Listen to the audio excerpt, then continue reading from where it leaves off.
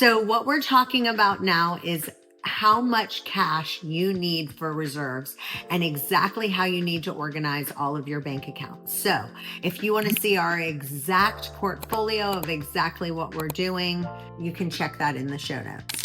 If you don't know who I am, my name is Chantel Ray Finch. Me and my husband own 16 companies together, and we want to come up with an easy way where you can manage cash flow in all of your companies.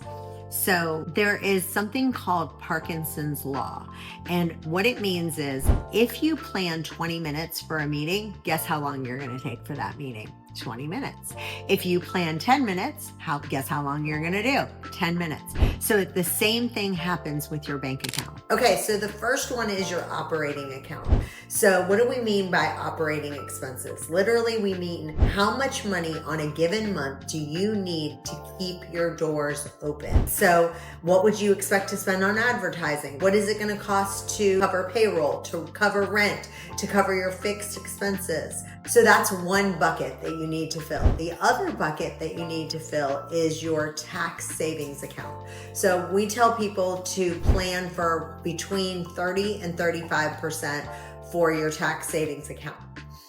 Okay, so the next one is your emergency fund. So a lot of people say between 3 and 6 months. I personally think 3 months of an emergency fund is absolutely not enough, but a lot of people feel like that's fine. So that's totally up to you. I prefer having 12 months, but I know that's extremely excessive. And some people think, no, you should have that more in your investment fund. So your investment fund for us right now, we are making a 12% return on our money.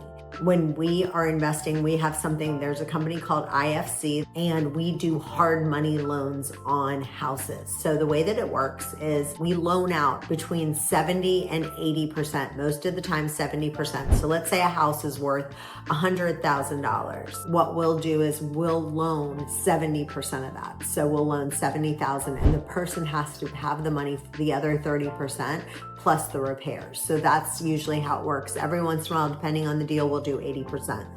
So far, we've had 100% success rate, meaning everyone's been able to pay it back, or we've been able to get everyone's money back. So it's been a really good investment and makes 12%. So that's why you need an investment account. For mine, our assets, I basically have all that money. That's the money I use to make that 12% return.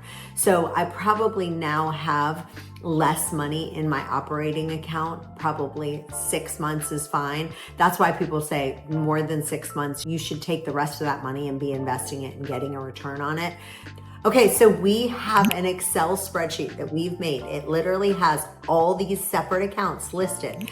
And you put in, okay, here's what I need in my checking and operating account. Here's what I need for my tax savings account. Here's what I need for each of these accounts. And it tells you also, here's what you're looking to keep in there at all times. Here's what's in there, and then here's the difference. So you can always have this spreadsheet. It's amazing. Just take the one we have, plug your numbers in. If you're interested in seeing what this is like, just comment below. We're happy to send that spreadsheet to you. All right, well, I hope you've enjoyed this video.